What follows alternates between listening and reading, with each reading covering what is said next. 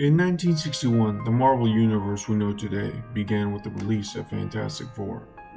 The brilliant aeronautical engineer Reed Richards inadvertently created the Fantastic Four after deciding to make an unauthorized test flight into space using an experimental rocket named the Marvel 1 of his own design. While the rocket might have made it possible to travel to other star systems, Reed's financiers were losing interest. Reed's girlfriend Susan Storm and her younger brother Johnny insisted on joining Reed on the flight. Reed's old friend Ben Grimm was convinced to pilot the rocket. Once in space, the rocket was bombarded by a wave of cosmic radiation. The craft crashed back down to Earth. Emerging from the ruins of the spaceship, they discovered the radiation had mutated their bodies and had given them remarkable new abilities.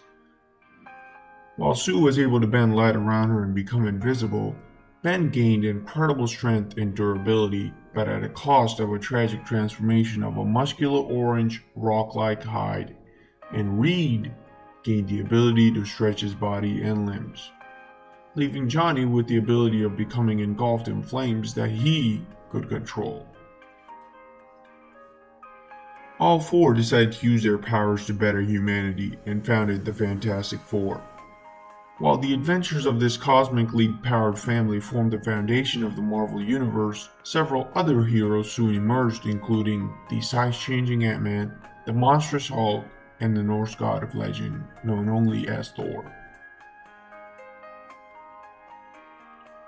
Dr. Bruce Banner was present in the instrumentation bunker at the test site for the first underground test detonation of the Gamma Bomb. Observing that a civilian had breached security and entered the restricted test area, Banner told his colleague Igor Starsky to delay the countdown while he tried to escort the civilian to safety. Starsky, secretly a Soviet agent, did nothing, confident that Banner would die in the explosion, bringing the project to a halt. Reaching the civilian, a teenager named Rick Jones, Banner threw him into a protective trench. Before Banner could get himself to safety, the Gamma Bomb detonated, and intense waves of radiations reached the surface. Banner was irradiated with highly charged radioactive particles.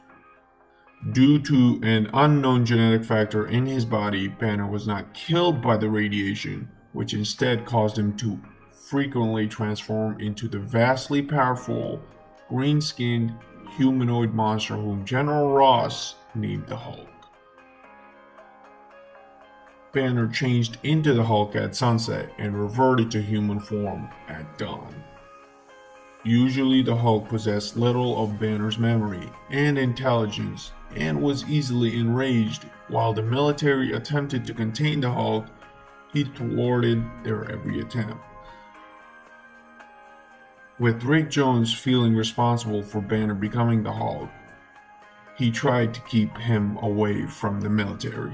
The Hulk ultimately thwarted an attempt to destroy America by the Gargoyle, another being mutated by gamma radiation. The Hulk changed back into Banner and helped cure the Gargoyle, who helped Banner escape back to the US, where, with the help of Rick Jones, he maintained his identity as the Hulk a secret and attempted to keep the Hulk contained at night. Stripped of his hammer, memory, and in the mortal guise of a crippled young surgeon, Thor had spent 10 years in the role of Dr. Don Blake. As Blake, Thor learned the value of humble perseverance in dealing with his injured leg, and he came to care for the sick and dying. After discovering his hammer in the form of an enchanted wooden cane in a cave and getting his memory back, Thor maintained his Blake identity on Earth and continued his medical practice. Part of his affinity for Earth was his subconscious realization that his maternal heritage was on this world. The other part was simply his love for humanity and his need to experience those things that only mortals could know. Thor came to divide his time between Earth and Asgard, and does so to this day.